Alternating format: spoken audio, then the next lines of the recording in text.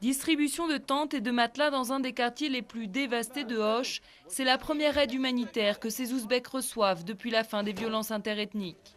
Eux ont perdu leur maison, mais ils ne sont pas les seuls à attendre de l'aide. Selon le Haut Commissariat aux réfugiés, environ 400 000 personnes auraient besoin d'assistance.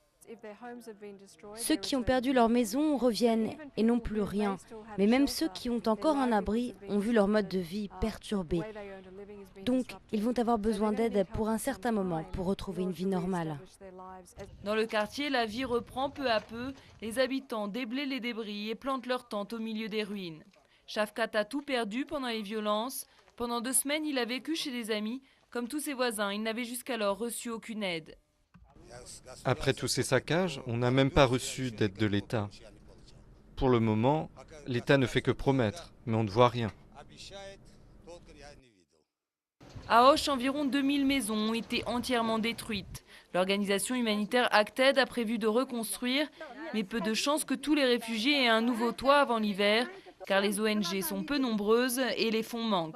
Il y a très peu d'acteurs aujourd'hui qui travaillent à la fois sur l'urgence et la reconstruction ici au Kyrgyzstan. Et il y a une position internationale qui est encore assez floue pour nous, sachant qu'on considère qu'il y a eu un drame majeur qui a été réalisé ici au Kyrgyzstan. Il y a eu un début de liquidation ethnique, soyons clairs avec sur ce qui s'est passé ici. Et après l'urgence et la reconstruction, reste le plus grand chantier, celui de la réconciliation. Pour le moment, le climat est toujours tendu entre Kirghizes et Ouzbeks. Tous s'attendent à ce que les violences recommencent.